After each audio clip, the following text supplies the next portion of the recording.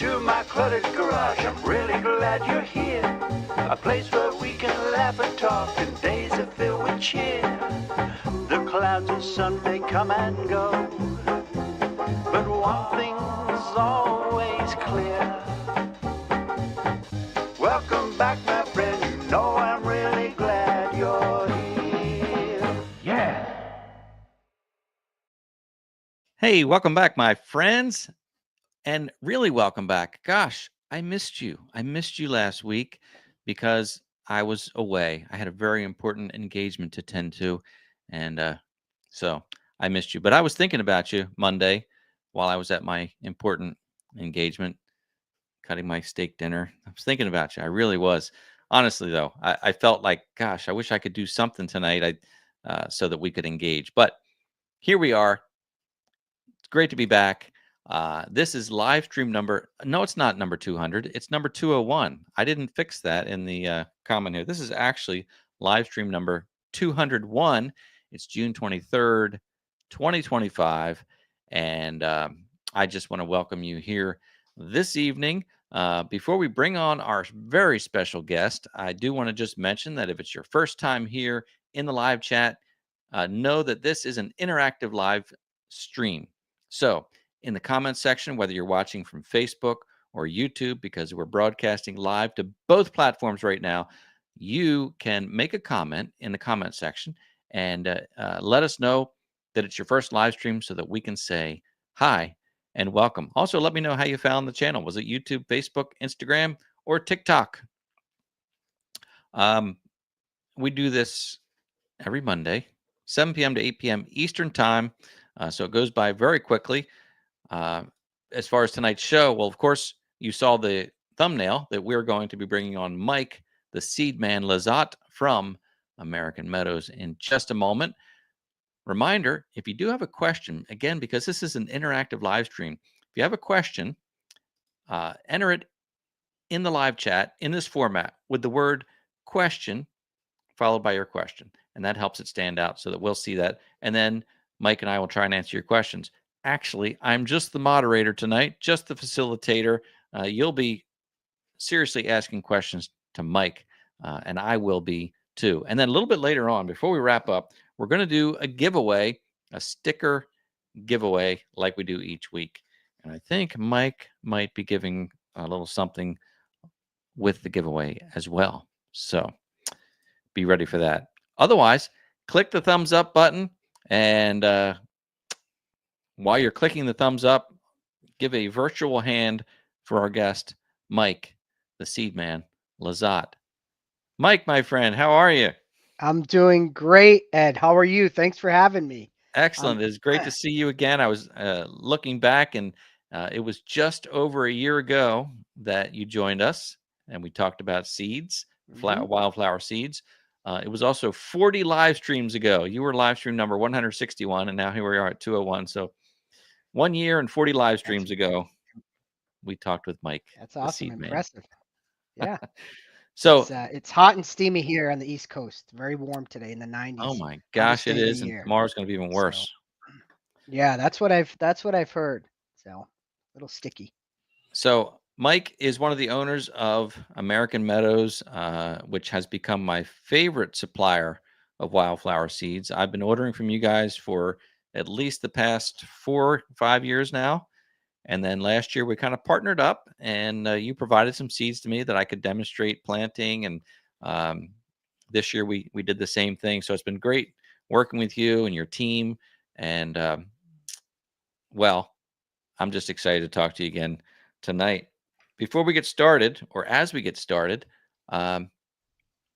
I guess what's new? Anything new at American Meadows that's changed in the past year? Or are you just doing your thing?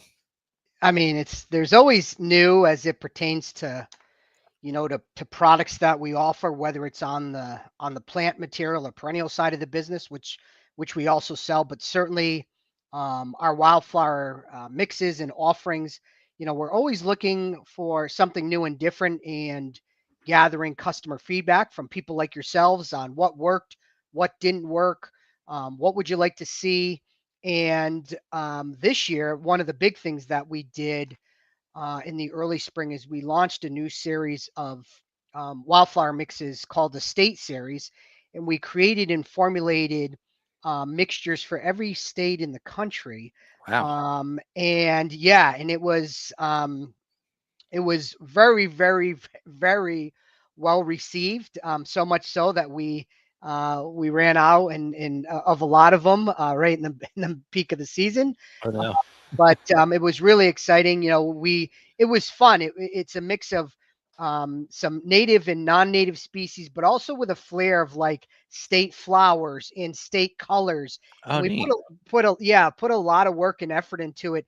I think minimum varieties in the mixes are like 28, 29 species. So lots of color, annuals, perennials, all that. But that was a really big lift by our category manager and merch directors and was really well received. But we're always looking to provide something new, something different. What are the trends in the gardening industry that we're seeing, whether it's color based or theme based, like natives and things like that. So there's always something going on here, Ed.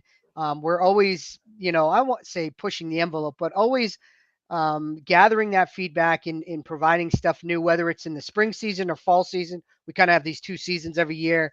And so yeah, there's always something new and fun and different happening at American Meadows, which is why I think we've built a great reputation through all these years. I think, geez, we've now over close to 40 years now doing this, and it's always fun, always something new and different, which Wow. keeps me motivated and excited, every day.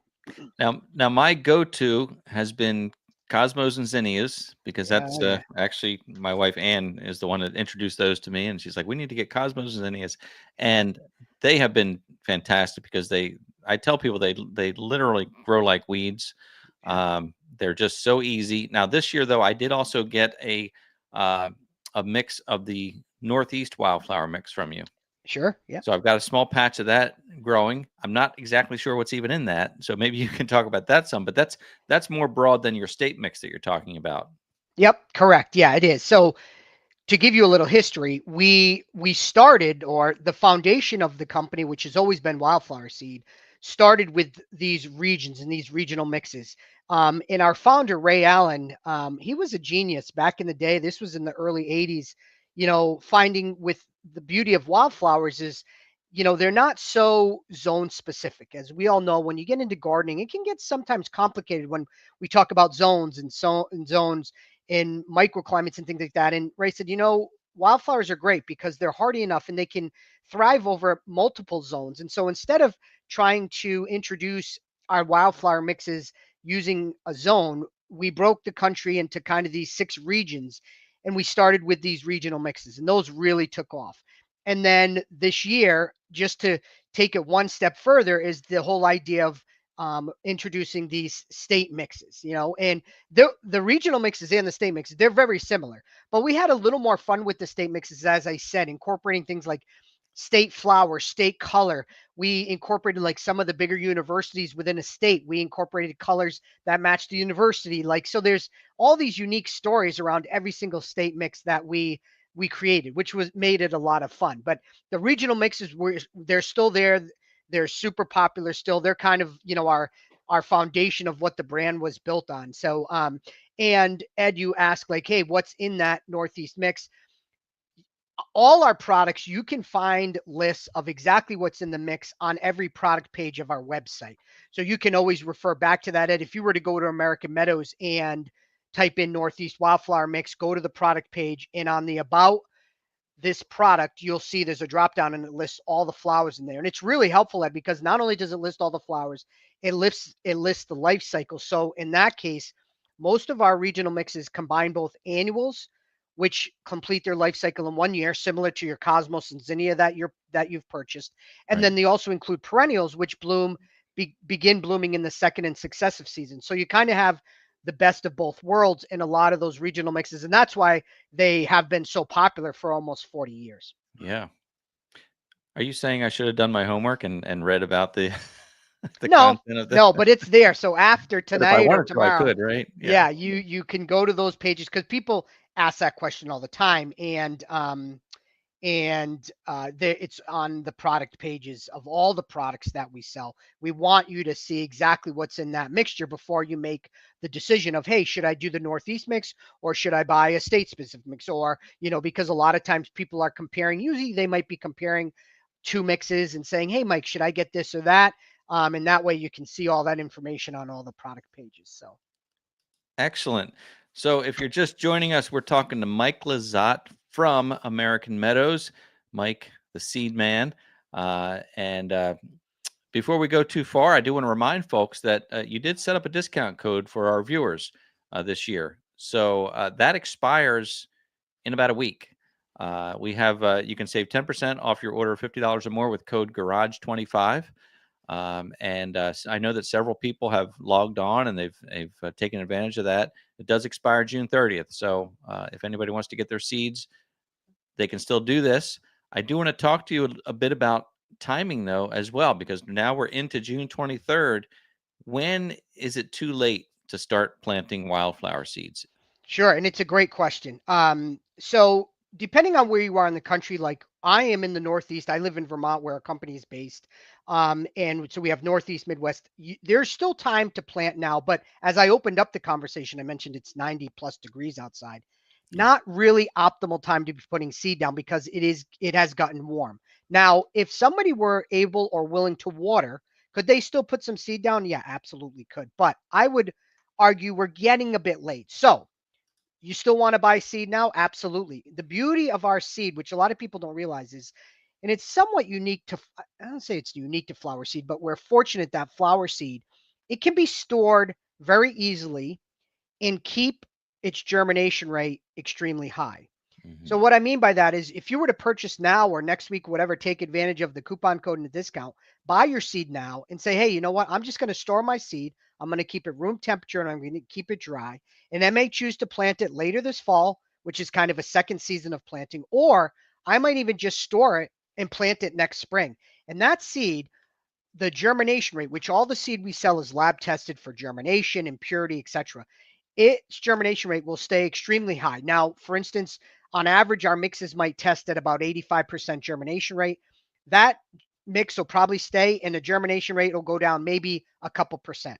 And a lot of people don't realize that. And it's funny, Ed, I've been doing this a long time. For if people don't know, I grew up. I started working for this company when I was 13 years old, when the founders Ray and Shai started it, and I've been here ever since, through high school, through college, so a long time. And it's funny, I've had people call me up. This is a great one. This guy, I think he was like, "Hey, Mike, I bought some seed, and you know what? I lost it in my garage." And and he had this topper, is like 6 years old seed. And he goes, "Yeah, Mike, I planted it. Sent me photos. The most beautiful thing you ever saw." And it's just, seeds and flower seeds, especially, you can store them and they will keep really good germination rate. Again, keeping them dry, in storing them. And so, certainly, as we talked about earlier in this question, I would probably wait now, unless you were willing to water, which most people who buy our products are not really going to water, maybe at the beginning, but the whole idea is low maintenance. So we're not going to be out there watering. Even my meadow right now, it's in the 90s. I'm not watering. I'm not watering. Mm-hmm. I'm just going to let nature do its thing. Because Right. here in Vermont, yes, it's warm today, tomorrow. It'll cool off. The rains will come. We've actually had really optimal growing conditions this spring. Quite a bit of rain, a little cooler, but a gradual warm up. It's been, I'd say, Yeah. normal weather, which has been good. So my meadow is thriving right now. Yeah. Yeah. I'm in southern New Jersey, so very similar as far as we had a very nice spring. Um, so we planted ours, I believe it was on April 30th. And I did not even water them in the beginning. When I made the video, I said to folks, I'm going to water these. I never got around to it because it started to rain a little bit the next day, and it was just enough. And so when I said they grow like weeds, that's kind of what it's like. I didn't do anything with it. Now, I want to ask your advice on this, because now that it is 90, I did put out some soaker hoses Mhm. that I strung between along the row of wildflowers. Um, and I'm thinking I should probably start using that. But you tell me, is it necessary to to do something like that with again, we're talking the cosmos and zinnias, and we've got some sunflowers out there too. I mean, if you're going to do it, obviously it's not going to hurt it. I wouldn't go overboard. There's another mistake people make when they do decide to water. They think they're going to go out there and water it for like hours on end. If I were to water it, maybe I'm going to keep the water on for 15, 20 minutes max. But a lot of times, Ed, I'm looking at somewhat of an extended forecast. You getting 2, 3 days where it's in the 90s with no rain like we're having here. Okay, I get it. But another reason why I'm not choosing to water it is prior to this weather, it rained really hard a couple days before. The Yeah. ground was saturated with moisture. So knowing that, I'm like, hey, it's warm. Could I water? Sure. Am I choosing to? No, because we had those heavy rains. And I haven't looked at the extended forecast, but my gut says this heat is supposed to break, I think, tomorrow night or something. And then I'm guessing we probably have some moisture in the forecast somewhere. So I'm choosing to say, hey, I'm not going to. So for you, Ed, I would say take a look at the extended. If you're still seeing no rain in the forecast, yeah, go ahead and do the soaker hoses. But again, Right. I'd go out there. Don't think you're going to have to keep them on for 30 minutes, an hour at a time. No, just, 15, 20 minutes. That's more than enough. They don't need the constant moisture like the lawn does. That's one of the reasons why wildflowers are so popular. Low maintenance. Right. Right. That's great. Well, we do have some questions in the live chat that I want to get to as well. Again, if you're just joining us, we're talking to Mike Lizotte from American Meadows. Mike, the seed man. If you do have a question, post it in the comment section, and we'll see if we can get to that. Number one question, though, that I get when I have a guest on who is a manufacturer or sells products, number one question is, do you ship to Canada? Yeah, we do. We've always shipped to Canada. So yeah, we always have.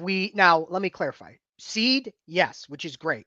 Live plants, we cannot due to USDA regulations of live plant material. But yeah, we've been shipping seed to Canada for ever since our existence because we're only about 40 minutes south of the border. So Okay. Tell me about for those of us in the States then, tell me about your live plant products that you offer.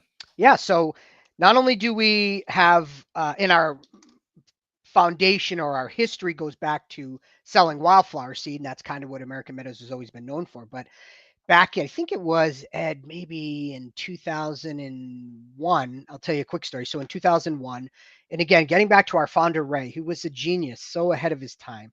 So as our internet business really began to take off and everyone knew American Meadows as the go-to wildflower seed source, Ray was like, hey, we have all these gardeners coming to our site. Let's try and expand and we'll bring in some new products. So we started with bulbs first. And so we started selling bulbs, and guess what, Ed? It was a huge success overnight. And so we sell fall planted or what we call hardy bulbs, things like tulips and daffodils, etc. And then we also sell tender bulbs in the spring, things like dahlias and glads, etc. And I think that was in maybe 2001, 2002. And then the year after, Ray was like, hey, let's take it a step further and let's start selling perennials. So we started selling perennials, and next thing you know, we're selling millions of units of perennials. So we sell perennial plants, anything from a bare root up to a 4 to 5 inch pot. Because remember, we have to have it small enough that it'll ship through the mail, which is Right. everything we do ship through the mail. And we started that in I think 2002 or 2003, and it's been huge. So on our website, I mean, in the spring we'll sell we offer over 500 different varieties of perennials for all types of solutions in the garden. And it's been a huge success for us. So not only are people coming to the site for our wildflower products, but potentially the bulb products and the perennials as well too. So not only do you run a seed warehouse, I guess you're running greenhouses too. And yeah, yeah, we are. And we actually own and operate. I don't know if you know this, Ed. We own and operate another brand as well called High Country Gardens. And that Okay. was a company we acquired back in 2013. And that we have a greenhouse and distribution center in Clinton, Utah. So yes, we are doing plants out of a different distribution point than we are in Vermont, where all our seed comes from. Here in Vermont, we've got about I don't know how big it is, a 30, 40,000 square foot seed facility that all the seed we sell ships from right here in Vermont. Right. Wow. You're a busy guy, Mike.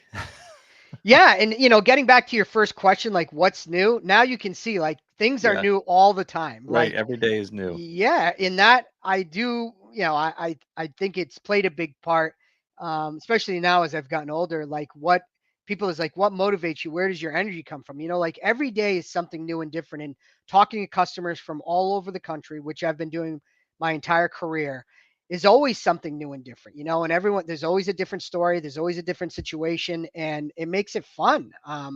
And it keeps me going. It's why I really enjoy it. It's not We're not selling car tires here where it's like the same. It's Yeah. always something new, and you're always learn from customers, and being able to share that, my knowledge that I've gathered through all these years talking to, I don't know, Ed, I was like, have I spoken to a million people?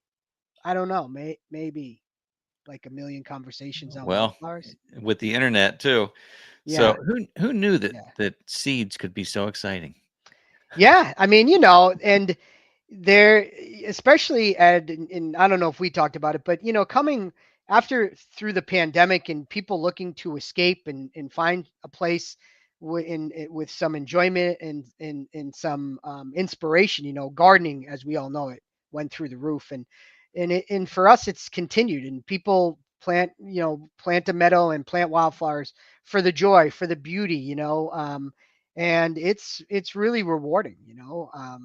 And that's another, if you want me to tell that story, I could tell you another story. People always ask, like, how did you get into this, Mike? Like, Yeah. because my background's somewhat unique. I own and operate these companies, and then I'm into like ice hockey is a hobby of mine, and I ref and play. My daughter plays and all this, and they're like, God, you have a lot of hobbies and stuff, but like, why flowers? And so I'll tell the quick story back again when I was a teenager, probably 17 or 18.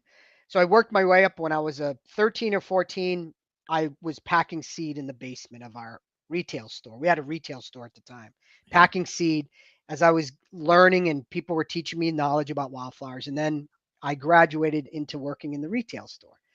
And in the spring, we had a lot of local people who would come to the seed shop, and they would buy our seed, and they'd come every year. And I remember when I started there, I'm nervous and I'm giving advice, and I'm like, oh, am I saying the right things? I don't know, whatever. And the following spring, a customer came in, and she came up to me.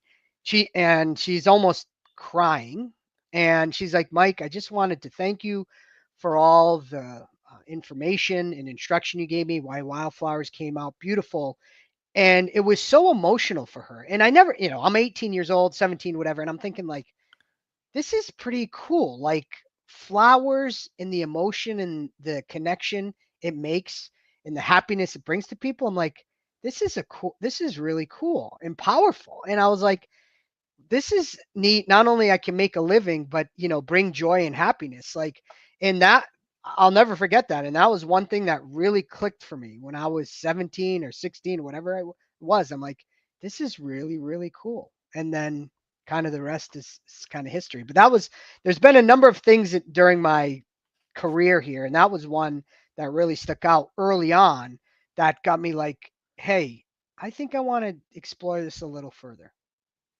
I can tell you that the wildflowers make my summer better. Like it's a little bit of effort in the spring, but it's so worth it. Like it come this time of year, they're starting to come out, and then again the ones that we plant, they will last until the first frost. So we've got this beautiful Yeah. row of flowers. In fact, I've got a picture here.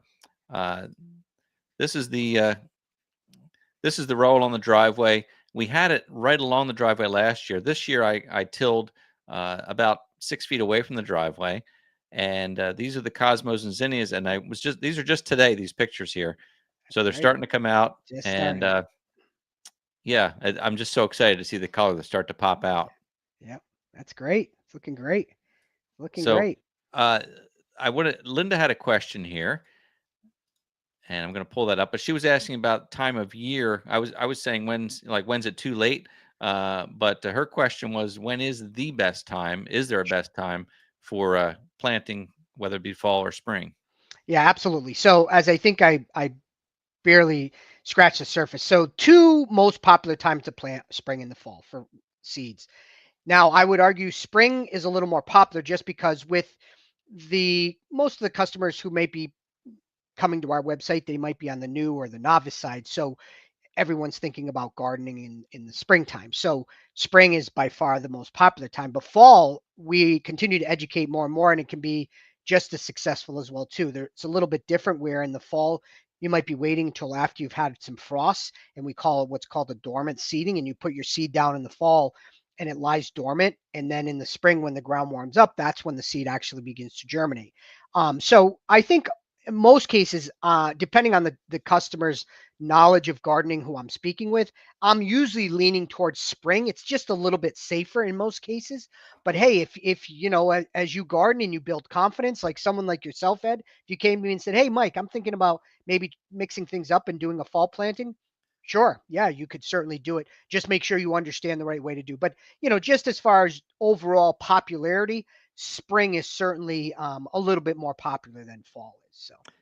So if I plant, I think what Linda might be asking here is if I have seed and I plant them in the fall for next spring. So Mhm. I don't expect them to come up this fall, No. but would they stay dormant throughout the winter, or is it better to wait and then just No, they do it? will go, they will lie dormant on your cold ground through the Mm, winter months. And then when the ground warms up in the spring, that's when your seed will begin to germinate if you choose to do a fall planting. Now, one of the reasons it's a good topic. So, one of the um, questions or on this topic of fall planting, I will say about 5 years ago, I was recommending fall plantings much more than I am now.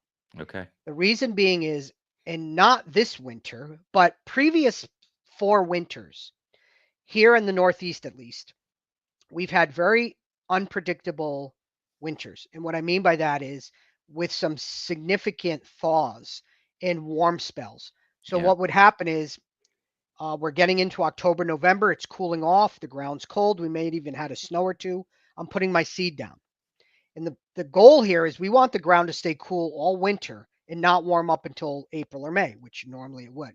Well, we've had, even here in the Northeast, we've had warm spells where in January, all of a sudden it gets up to 50, 60 degrees. And guess what happens to the seed? It Yeah. begins to germinate. Right. And then it gets cold again, and those seedlings get killed. Yeah. So I've been, again, depending on who I've been speaking with and where they are in the country, if they're getting a consistent winter period, then sure, go ahead. Think, you could do a fall planting and you'd probably be successful. But I haven't been recommending fall plantings as much as I have in the past, just because it seems like our winter periods have just become very unpredictable, and we've had significant warm spells that have triggered seed to germinate. I can't tell you at how many times my phone's blowing up in February, Yeah. which normally isn't the case. And they're like, Mike, I planted my seed in November and it's germinating here in Ohio or wherever. And it's like, wow, like that's how severe that warm weather has gotten. So I've been siding on the side of planting in spring. My goal, Ed, is always wanting to set the customer up for the best chance to succeed. So if you're uncertain or want to improve your chances, just always default to spring as the safest time. That's really a great point because I've certainly seen that here, and I grew up here, so I've seen where the winters are changing. And one issue we have, a little sidetrack thought here though, but we're dealing with beach blight. It's a beach leaf disease that Mhm. has come into the area over the past couple of years, and it's possibly going to wipe out the beech trees in the area.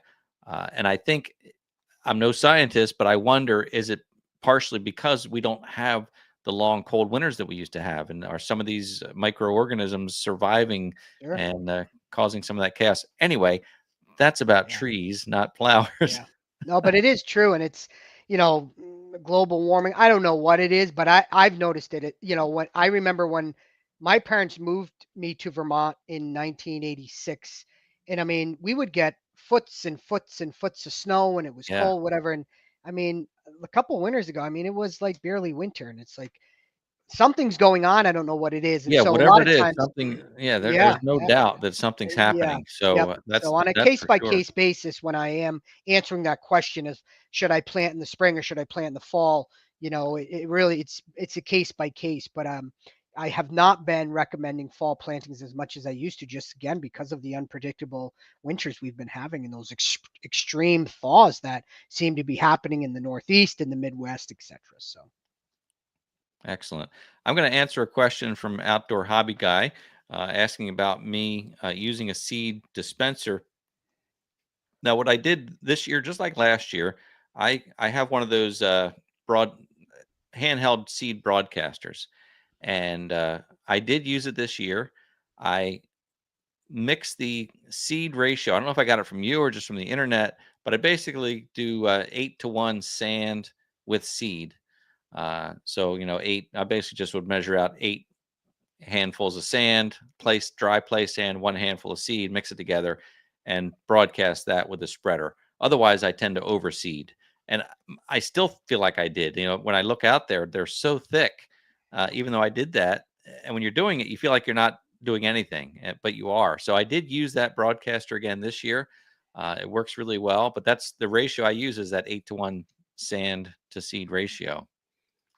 yep. Good job, Ed. That's perfect. All right, That's good. Yeah. I'm learning, Mike. Couple things I would include, and you pointed it out, but I don't want you to, is you mentioned dry sand, and dry sand is important.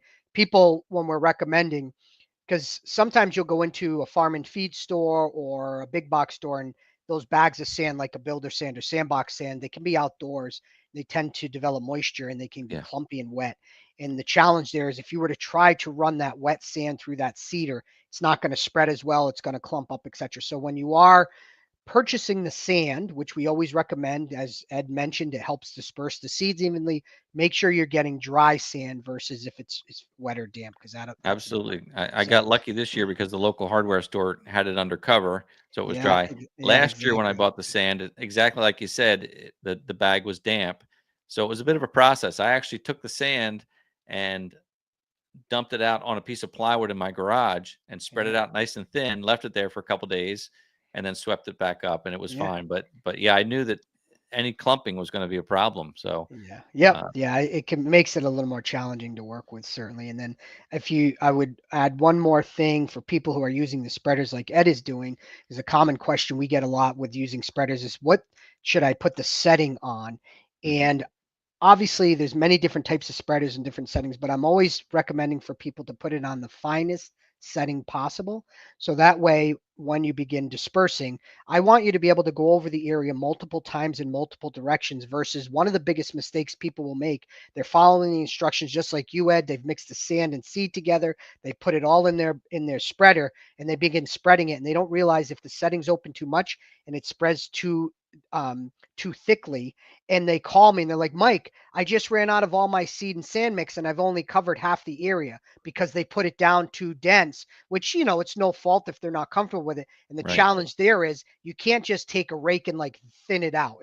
It makes it really hard. So I always tell people side on the spreader as putting that opening as small or as fine as possible and just go over it. It might take a little more time and it'll be repetitive, but I guarantee you'll end up with a nice evenly sown meadow. So that's another, like when you talk about people who are using spreaders, one of the biggest mistakes they make is they're not comfortable with that and they put it down too dense. Yeah, and like I said, you kind of feel like it's not working because you don't really. It's the seeds are so fine that it's like I don't know. And somebody had told me the sand sometimes helps because you can see it, but I couldn't really see it too well on my. We don't really have dark dirt here, or dark soil. But the only way I knew it was working is because the container got emptier and emptier. But it just felt like I don't know if I'm doing anything here. But also too now, Ed, because you've done it multiple times and you see your results. You're clearly doing it right. So you have the confidence to know now, like, hey, even though I might not look it, I know I've done a good job with it. I know it's there. Yeah, and that's part. Like, I mean, I can't tell you how many times like people like Mike, I put my seed in, like I don't see anything. I don't know what's coming up, and they're frustrated, whatever. And just you got to adopt the pace of nature and be patient after you've sown, after germination, because it will come. The flowers will come. And I think we saw the first sprouts maybe within 10 days. Yeah, makes sense. Yeah, mine. I think this year I was about 5 days for my seed to germinate. It happens very quickly. A lot of times people don't also realize, and that gets back to Ed as I started one of the conversations about all the seed we sell is lab tested to ensure the highest quality. Good quality seed. A lot of our seed average anywhere from 70 to 92% germination rate. It's high quality seed, and it won't take much. You keep that the area with some moisture and the ground temps warm, that seed will pop very, very quickly. Right, right. And I know we talked about this last time, but one of the questions that came up before was about like the Cosmos and Zinnias, for instance. They are an annual. Uh, they Correct. do go to seed, so we get some strays, I guess, in the spring. They're like a little surprise, but they don't. I remember you saying it wouldn't really come back as thick as it is this year, so that's why it's best to plant new seed every year, really, That's because they are correct. an annual flower. Yep, that's correct. Anytime, Ed, you're dealing with an annual, what an annual means is its life cycle is completed in one season. And so, yes, all those annuals, they may produce seed. But remember, when you buy seed from us, it's lab tested. When Mother Nature produces seed, it could be viable, it might not be viable. You don't know. So, if you want guaranteed annual color every year, when we talk to people, they should buy fresh annual seed every year because some of them could drop seed and you might get some, just like you said, Ed, but is it ever going to come back as thick as the way you plant it? Most cases, probably not. So we always tell people because unlike annuals, perennials, things like daisies and lupins and coreopsis, they're coming back, but they're coming back from a root structure, not dropping seed. Dropping Right, seed will increase the concentration, but for the most part, and that's where people don't realize. So when I'm talking to a newer novice gardener and they're like, "Well, how come my echinacea comes back every year?" Because it's a different the life cycle is totally different. It's a perennial. It's coming back from its roots. An annual doesn't. Its life cycle is fully completed in one year. Plant the seed, germinates, flowers, produces seed, drops seed, but that plant and its roots, they're going to die. That's it. 1 year, boom. right, right. And yeah, it's true. Mike's not just selling seed here because I have some areas where we planted wildflowers and then we kind of abandoned that the following year. And like I said, you might get a few little surprises that come up, but very little from what I've seen. Yeah. Yep. So if you want that sort of maintenance free wildflower meadow, you've got to go with I guess you've got to go with perennials. Yeah, I mean, it all depends on what your objectives are, the type of flowers you want to plant. And again, getting back to like the type of mixes that we sell on our website, I think now, Ed, we're up to 80 different types of mixes and we sell over 300 individual species, but we have mixes to accommodate exactly what you're looking for. If you want long-term color coming back year after year, we have an all perennial. If you want the best of both worlds with annuals and perennials in them, our regional mixes in our state series. If you just want annuals or you just want Cosmos and Zinnia to plant every year, you just buy Cosmos and Zinnia. We have it all and we can educate. We're doing it every day on what might be best for you, or maybe you don't know. You ask us and we can give you recommendations based on that. But it's always important to, I always say, Ed, know what you sow. So it's always important to know those life cycles so we can set Yeah. you up for the proper expectations of how your meadow is going to develop. But as long as you learn that, and you're gonna be normally pleasantly surprised as far as how your meadow develops when things come in bloom, all that kind of stuff. So Yeah. So again, my knowledge is pretty limited to the Cosmos and Zinnias. I know they really work well. If I wanted to try something else, is there another one that's maybe as hardy as those two that I might try in the future, or are they really the yeah. best go-to flowers for me? Well, it's not unusual that if you specifically were asking, it's not unusual. Cosmos and Zinnia are like salt and pepper. They're just always together. But a lot of people will incorporate helianthus or sunflowers because the Uh-huh. beauty now with sunflower, not only is there so many different varieties, but there's a lot of varieties now that are shorter, so they're on that same height profile as Zinnia in Cosmos. Previously, like a lot of the sunflowers got much taller, but there's a lot of new varieties out now, some that we sell on our site that are really cool. A lot of people will mix all those together because the sunflower obviously provides a yellow, but people begin to make cup bouquets and stuff like that. So you have cosmos and zinnia and sunflower in a bouquet, it's like out of this world. So that's Yeah, really cool. So the heliant's popular, but some earlier color annuals, things like delphiniums or calendula, or even poppies like California poppy. Yes, they'll grow in the Northeast very easily. Those are nice as well. The biggest difference there, Ed, number one, they're going to bloom earlier. And number two, they're not going to have the height profile as you get with the cosmos. They tend to be a little bit shorter, but those okay, are some earlier color. If you were looking to incorporate earlier season color, those would be ones as well that you could begin to sure. incorporate that are really popular.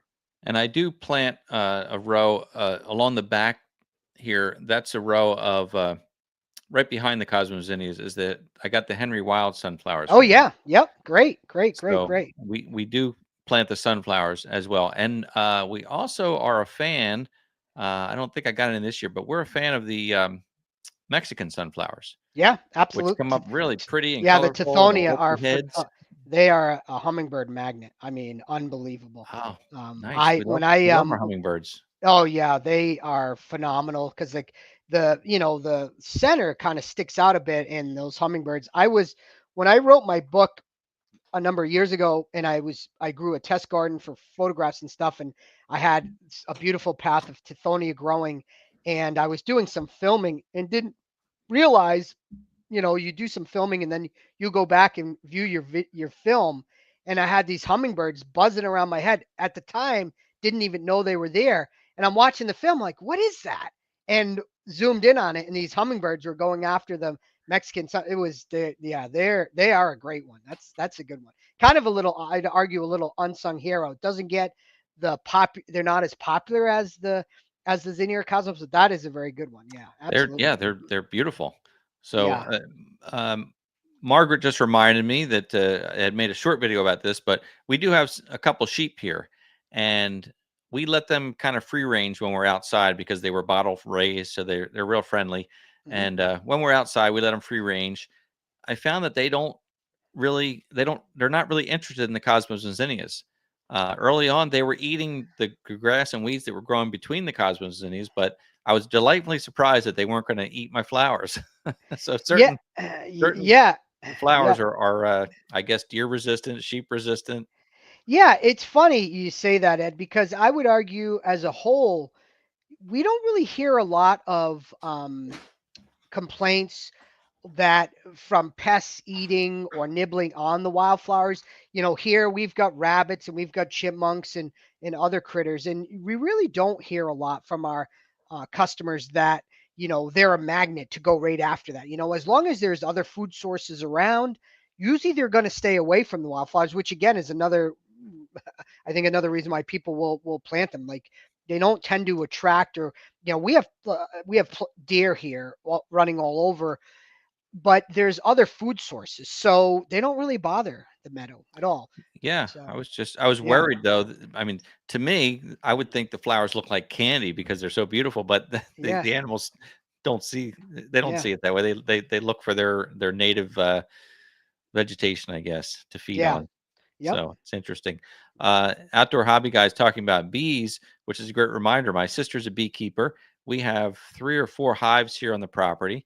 So part of the reason we plant the wildflowers is to give those bees, not that they can't find it anywhere else, but we think we're kind of helping out. Um, yeah. are there particular flowers that you would recommend for the bees? Yeah, absolutely. We have on our website again, we have a couple different wildflower mixes specific for bees formulated. We have a honeybee and we have a native honeybee mix, two different ones on our site.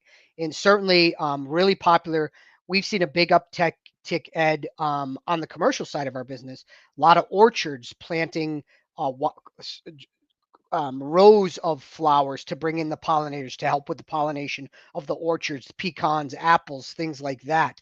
So yeah, we absolutely do have mixes on our site specifically for attracting bees and honeybees. And you'll see again the list of all the flowers that are there. Some, like Tithonia, is a great unsung hero. I would argue another one that we sell, which is an annual, is Lacey Phacelia tanacidifolia. It is a pollinator magnet. And I'd add another one is borage. People think, borage, it's boring. A lot of times it's I guess, classified as an herb, but it's a phenomenal annual blue flower. It it's the blue is very brilliant, almost like glowing blue. But you want to talk about pollinators, bees absolutely go bonkers for it. It's awesome. I'm gonna have to play back this live stream and watch it because those names are coming off your tongue like. Yeah, sorry. I get excited. I get excited. Yeah. Lacey Facilia. Well, And it's an annual. It's a really unique flower. Flower kind of curls over. It's a little ferny purple. It's phenomenal. And it's a pollinator magnet and it's a bee magnet too. And I believe both of those flowers I mentioned, or all three, are in those bee mixes that we offer. So really, really popular. Like Ed, you talk about like what are some of the trends we're seeing in the gardening industry and stuff, and certainly bees and beekeeping and supporting pollinators, and the potential decline of pollinators, whether it's certain types of bees or monarchs, is another reason why we've seen more and more people wanting to plant wildflowers on their property. Absolutely. yeah. And I know that the butterflies, I guess milkweed is the. Yep. Yeah. Asclepius. Yep. Okay. Now, is that something that people purchase? I know milkweed is out in the wild, but do you? Yeah. Oh, yeah. We sell lots of it. We sell it. We offer it both in seed form and we offer it in plant material form too. Now, the unique thing about milkweed, as you just said, like most people consider it probably a weed because it just grows naturally, etc. What's interesting about it, it's really tough to germinate. It can be stubborn. It has a dormancy to it. Hmm. And a lot of times, even when we're purchasing seed for it, it doesn't have the highest germination rates. It's usually can be like a 50-60%. So it's really challenging, but it's a host plant for monarchs. They need that for reproduction. And so it's really, really critical to the ecosystems. And again, it's another variety that we've seen a huge uptick in, and it's really critical. We sell it as individual, but it's also incorporated in a number of our mixes as well. Excellent. Fantastic. Well, Mike, it is 7:50 p.m. and that means it's time for our weekly sticker giveaway. Right. Now, those of you who may be new to the channel, I do this every week. Give away a sticker, but look what Mike's got there. I'm gonna give away a hat too. So A couple American Meadows hats there. that's great. So we're going to do this single giveaway that's going to be the sticker winner and the hat winner. And the way we do this is I will put a word or a phrase on the screen in the live chat. You will type the word or phrase exactly the way you see it, and we will randomly draw a winner. Tonight's word is #seedman. Love it. Love it.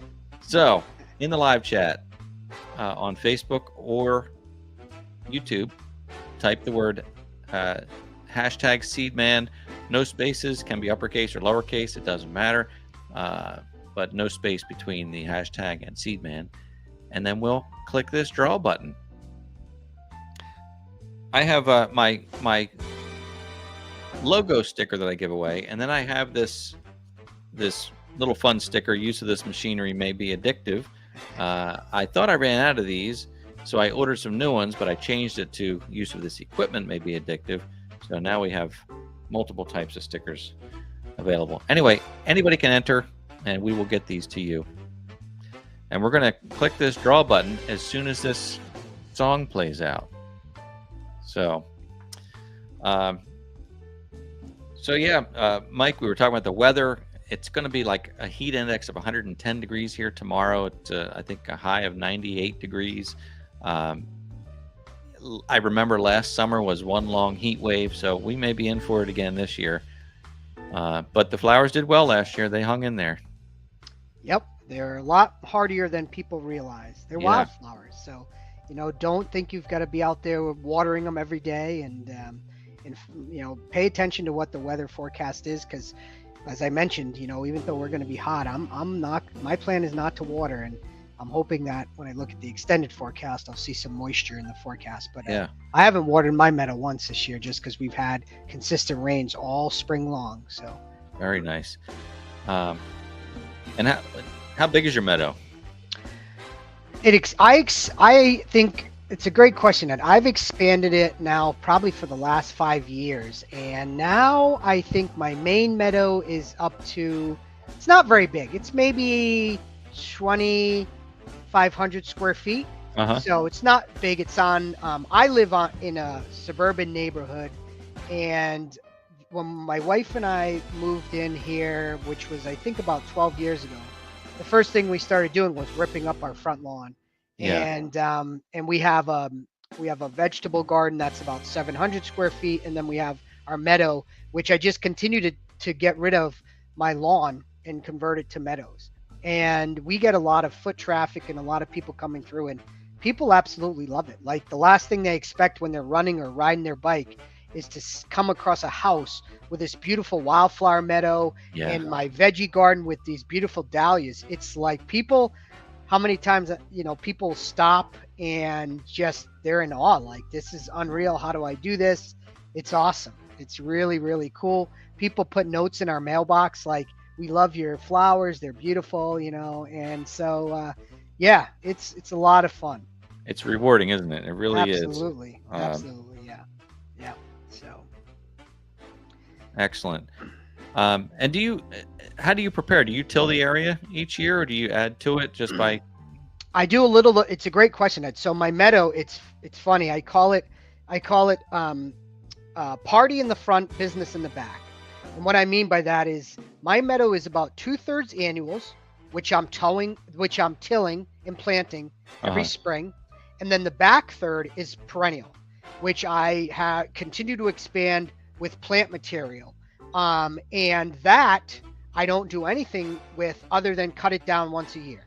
And those flowers just continue to expand, etc. So, and the reason I like that is when I might be filming out there for my Instagram, I show people the difference and educate them like the difference so they can see how the meadow develops from seed versus perennials and how they work in the different life cycles. Excuse me. So it's pretty cool, but it's currently about 2/3 annuals and 1/3 perennials. Very cool. All right, let's get ready to draw this winner here tonight for the MCG stickers and the American Meadows hat, courtesy of Mike the Seed Man at American Meadows. All right, good chance of winning tonight. We only have 25 entries here, so perfect. Let's see.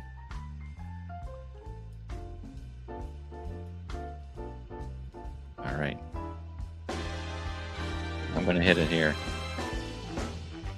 I usually let the song play out, but I looped it since we were talking for so long. All right, let's do it.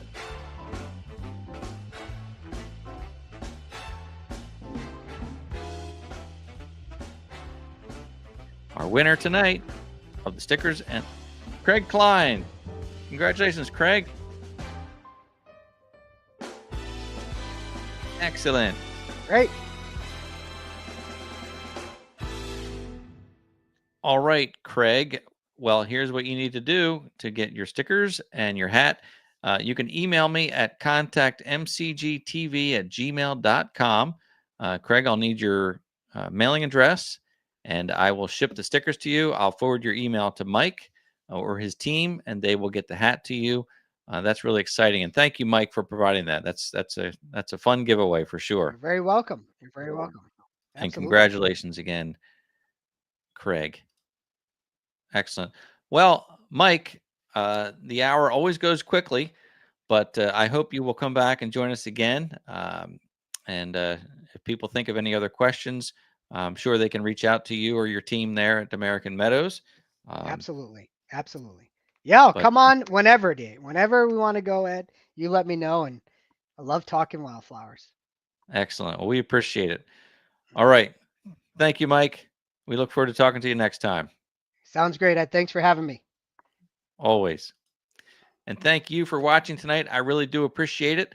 Thanks for supporting the channel just simply by watching. But if you've not yet subscribed on YouTube, Facebook, or Instagram, or TikTok, or wherever we are, please check out the channel.